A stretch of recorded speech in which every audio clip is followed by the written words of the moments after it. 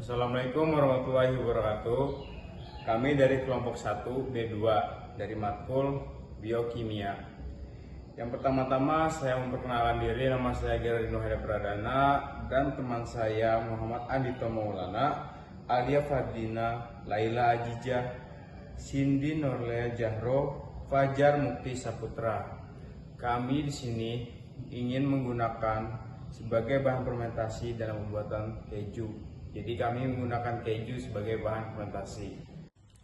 Keju merupakan produk olahan dari susu yang sudah dikenal dari zaman dahulu. Proses pembuatan keju melibatkan beberapa tahapan. Salah satunya adalah fermentasi, di mana enzim berperan penting mengubah susu menjadi keju. Enzim yang digunakan dalam fermentasi keju umumnya adalah enzim protease, yang membantu mengubah protein dalam susu menjadi curd atau gumpalan padat, yang merupakan bahan utama dalam pembuatan keju. Pembuatan keju mengandalkan proses biokimia untuk mengubah susu cair menjadi bentuk padat, padatan, dan cairan, serta memengaruhi tekstur, rasa, kualitas keju yang akan dihasilkan. Jenis-jenis enzim dalam pembuatan keju. Yang pertama, enzim koagulan atau rennet. Rennet merupakan enzim koagulan utama dalam pembuatan keju. Secara tradisional, rennet diekstrak dari abu masum atau lambung keempat anak sapi yang masih menyusui.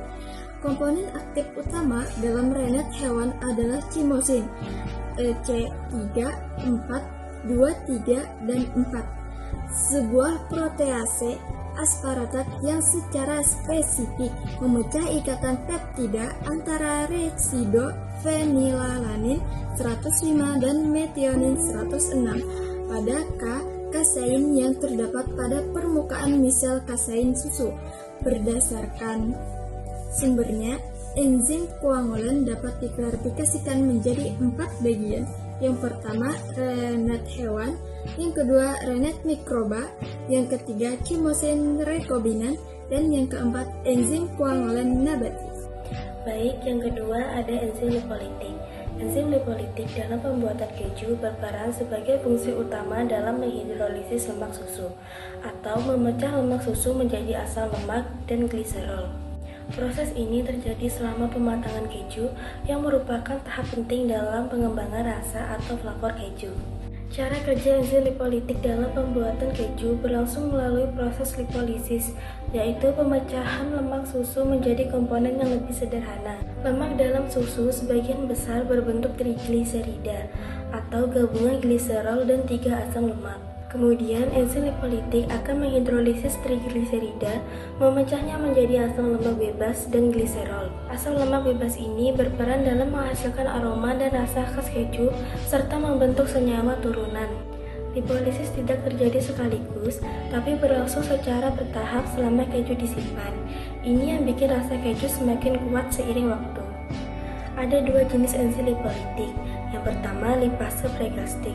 Enzim ini biasanya berasal dari lambung anak sapi atau hewan lainnya dan digunakan untuk membantu pemecahan lemak. Yang kedua ada lipase mikroba, berasal dari mikroorganisme yang digunakan untuk meningkatkan rasa keju, terutama pada jenis keju tertentu seperti keju biru atau parmesan.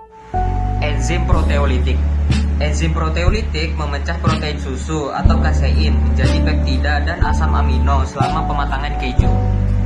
Proses proteolisis ini sangat esensial dalam pengembangan tekstur dan flavor keju. Beberapa enzim proteolitik penting meliputi proteinase dan peptidase dari starter kultur, protease dari kultur sekunder, protease indigenos susu. Nah, kesimpulan dari semua materi tersebut adalah pembuatan keju melibatkan berbagai jenis enzim yang memainkan peran penting dalam proses koagulasi, pematangan, dan pengembangan tekstur serta flavor keju. Enzim koagulan seperti rennet, termasuk rennet hewan, mikroba, rekombinan, dan nabati, berfungsi untuk memecah kasein dalam susu, menghasilkan koagulum yang menjadi dasar dari keju. Selain itu, enzim lipolitik dan proteolitik turut berperan dalam proses pematangan keju, di mana Lipas menghidrolisis lemak susu menjadi asam lemak yang berkontribusi pada pengembangan flavor. Sementara protease memecah kaisin menjadi peptida dan asam amino yang mempengaruhi tekstur dan rasa keju. Terima kasih. Assalamualaikum warahmatullahi wabarakatuh.